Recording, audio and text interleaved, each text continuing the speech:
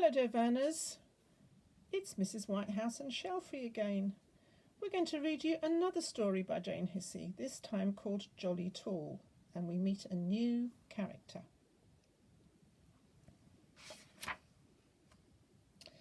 Bramwell Brown had been busy knitting all week. He started on Monday, knitted all Tuesday, and by Wednesday the scarf he was making was just about long enough for Little Bear. But Bramwell didn't stop. By Thursday, the scarf fitted Rabbit and Little Bear together, but still Bramwell kept knitting. On Friday, the scarf fitted Rabbit, Little Bear and Duck, but Bramwell didn't stop knitting until Saturday.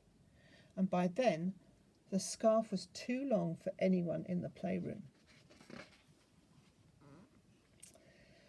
"I suppose we could cut it up," said Little Bear, "then everyone could have a scarf."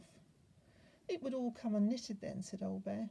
Little Bear tried on the scarf once more, but he tripped over the end and landed upside down in Bramwell's lap. "Why did you make it so long?" he asked. "Because people kept interrupting me," said Bramwell, "and I forgot to measure it." "Never mind," said Old Bear. "I'm sure it will come in useful sometime." "As a skipping rope, perhaps," grumbled Duck. "May we interrupt you just one more time?" asked Rabbit. "We want you to come and look at a box for us.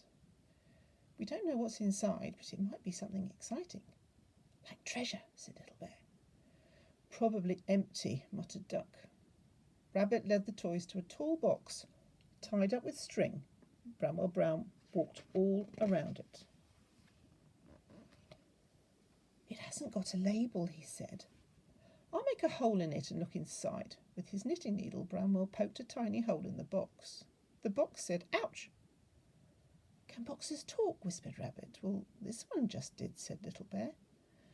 "It wasn't the box," said Old Bear. "It was something inside." "Oh, what a pity," said Little Bear. "It can't be treasure then." "Well, it might be something guarding the treasure," said Rabbit hopefully. "Go on, Bramwell, open it, please." Bramwell studied the mysterious package. "I think I ought to talk to it first and see if it's friendly." He crept over to the little hole. "Hello," he called softly. "Are you a friend or a foe?" "Hello," came the muffled reply. "I think I must be a friend because I haven't heard of a foe. Unless a foe was better than a friend, in which case I'm one of those." "It doesn't sound very sure," said Duck. "I think we ought to be prepared anyway," said Rabbit. "I'll find a net to catch it in case it suddenly jumps out." Duck fetched a rope to tie it up. "It might escape from your net," he said. Little Bear found a big bag to put the treasure in, just in case there was some.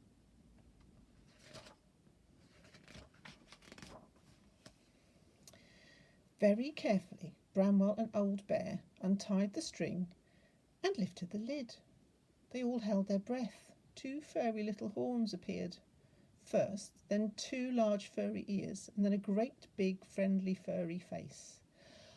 "Oh, that's better," said the something, smiling down at the toys. "Hello, everyone. What have you got there?"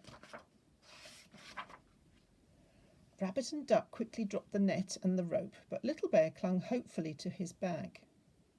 "Excuse me," he said, "are you standing on some treasure?" The big furry head disappeared into the box and then popped out again. "Sorry," it said, "there's no treasure in here." "But what are you standing on then?" asked Rabbit.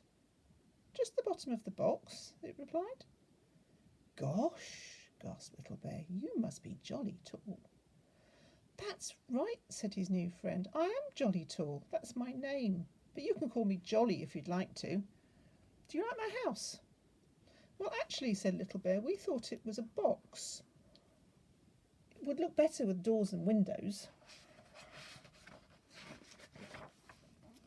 Jolly agreed, so the toys set to work. Little Bear cut out the windows and doors. Bramwell fetched some material for the curtains, and Rabbit fixed them in place with glue and pins. All the toys helped, and were very pleased when at last the box looked just like a real house. Little Bear went in to tell Jolly that it was ready. "You can come out now," he said. "I'm afraid I can't," said Jolly. "I'm too tall for the front door." "You could jump out," suggested Rabbit. Jolly jumped, but he couldn't get anywhere near high enough. Little Bear rushed out of the door very quickly. A jumping Jolly seemed more dangerous than a still one. "Fetch the crane," said Old Bear. "We'll lift you out." "Will that mean going up?" asked Jolly nervously. "Of course," said Old Bear. "Up and over the top of the box." "But I don't like heights," said Jolly. "My head seems to think it's high enough, and it's high enough as it is." "I know you do," said Little Bear, "but I'll put my paws over your eyes, and you won't see how high you're going." Puffing and panting, the toys managed to lift the crane up onto a pile of books to make it taller than Jolly Tall. Little Bear tied the chain to a handkerchief around Jolly's middle, climbed up Jolly's neck, and leaned over to cover his eyes with his paws. "We're ready!" he shouted, and Bramwell Brown began to turn the handle of the crane. Very slowly, Jolly began to rise out of the box, and soon the toys could see nearly all of his long neck. Feeling very excited, Bramwell wound the handle round faster and faster as more and more of Jolly appeared. "We're up!" cried Little Bear, taking one paw off Jolly's eye to wave to the others. Then it happened. Jolly saw how high he was, and he began to wave his legs about like a windmill. The box wobbled, Jolly wobbled, and both went crashing to the floor. Little Bear flew across the room and disappeared, but nobody noticed. They were too busy pulling Jolly out of his box. The toys helped Jolly up and on his feet again. "But where's Little Bear?" they asked, anxiously peering into the battered box. "I'm here," came a little voice from across the room. "I flew." There was Little Bear clinging to the playroom curtain by the tips of his paws. "Help!" he shouted. "I can't get down." "Hang on," said Jolly, galloping to the rescue. "I think I can get you down. You can slide down my neck."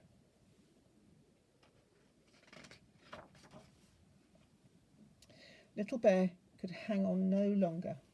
He let go of the curtain, shot all the way down Jolly's neck, and fell, plop, into the net that Bramwell held out for him. He enjoyed it so much he wanted another go, but Old Bear said it was time for bed. "Where's Jolly going to sleep?" asked Rabbit. "I'll swap my bed for your house, Jolly," said Little Bear. "You can have my house," said Jolly cheerfully. "Giraffe sleeps standing up. Just a blanket would do for me." Rabbit and Little Bear found a nice cosy blanket for their new friend, but they couldn't get all of him under it. "Your neck's going to get cold," sighed Little Bear. Bramwell looked at Jolly with his neck sticking out of the blanket. "Just a moment," he cried, rushing off. A few minutes later he returned with a carefully wrapped parcel. "It's a present for you, Jolly," he said. "A welcome present." Jolly unwrapped the parcel. Inside was the very, very long red scarf. "It's lovely," he said. "It's the best welcome present ever. But how did you know I needed it?" "We knew someone would," said Bramwell, and he wound the extra long scarf around and around and around Jolly's neck. "We thought you were a box of treasure this morning," said Rabbit. "Or just an empty box," said Duck. "But we're very glad you weren't," said Little Bear. "A new friend is much more fun than a whole box of treasure." And that's the end of our story. We hope, Shelfie and I hope you enjoyed that one. That was a nice one. I love the giraffe in this story. He's very sweet. Take care. Have fun. Remember to stay at home. And keep washing those hands. And we'll see you another time.